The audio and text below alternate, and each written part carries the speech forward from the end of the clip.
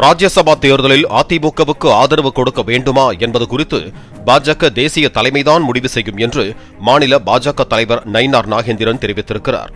கோவை விமான நிலையத்தில் செய்தியாளர்களை சந்தித்த அவர், டாஸ்மாக் முறைகேடு விவகாரத்தில் திரைப்பட தயாரிப்பாளர் ஆகாஷ் மற்றும் ரத்தீஷை விசாரித்தால் உண்மை தெரியவரும் என்று கூறினார். இடி அதில் தலையிடக்கூடாது அப்படின்னு இன்னைக்கு உச்சநீதிமன்ற தீர்ப்பு இடைக்கால தடை வழங்கியிருக்கிறாங்க.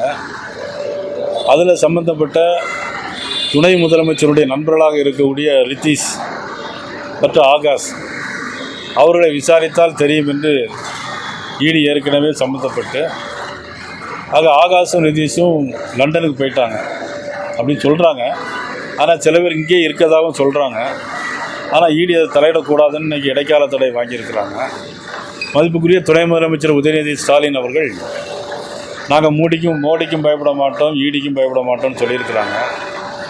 ஆனால் 2012ஆம் வருஷம் தேர்தல் நடக்கும்போது அங்கே பேச்சுவார்த்தை, இந்த கூட்டணி பேச்சுவார்த்தை நடப்பதற்கு 2011 மார்ச் மாதம் மாடியில் ஈடி நடந்துகிட்டு இருந்தது, கீழே அதோடைய பேச்சுவார்த்தை ஓடிக்கொண்டிருந்தது.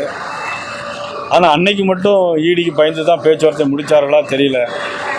மதிப்புக்குரிய உதயநிதி ஸ்டாலின் அவர்களுக்கு அன்றையிலிருந்து இன்றையிலிருந்து ஈடி பயம் இருந்துக்கிட்டே இருக்கிறனால தான் ஈடிக்கு பயப்பட மாட்டோம்னு சொல்லியிருக்கிறாங்க.